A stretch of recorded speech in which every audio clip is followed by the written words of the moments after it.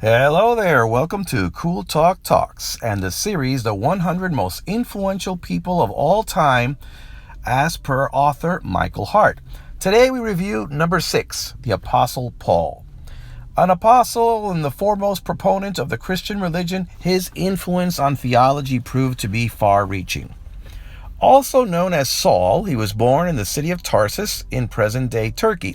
He was a Roman citizen, yet Jewish. He spoke Hebrew and studied under the eminent Rabbi Gamaliel. Many say that Paul became a Pharisee. Now, Gamaliel had urged his students to show leniency towards this new Jewish sect, the followers of Jesus, later to be known as Christians.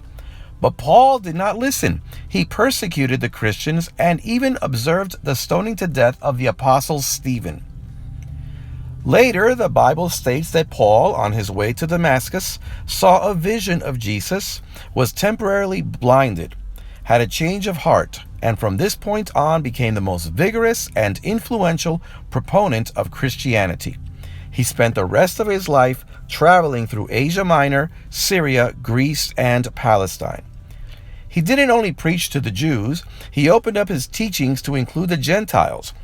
He was persecuted, jailed, beaten. He wrote many letters which make up about half of the New Testament. And finally, at the age of 60, he was tried and executed.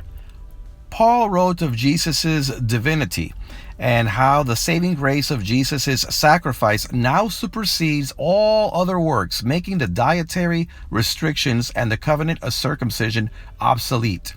Keep in mind that the other disciples opposed Paul's thoughts, particularly the Apostle Peter.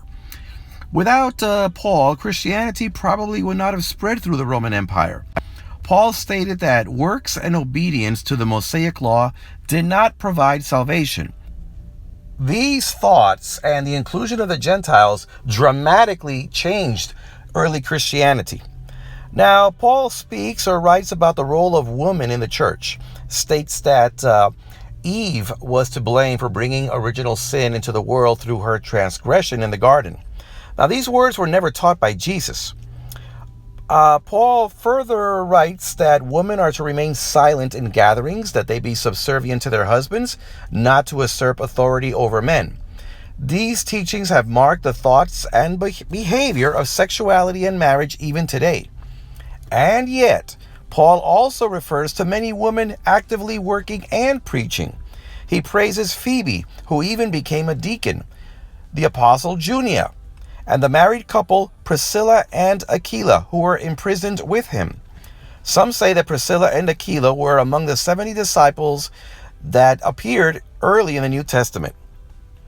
Paul is a person most responsible for the transformation of the early church and changing the Jewish sect into a world religion. His central ideas influenced future theologians.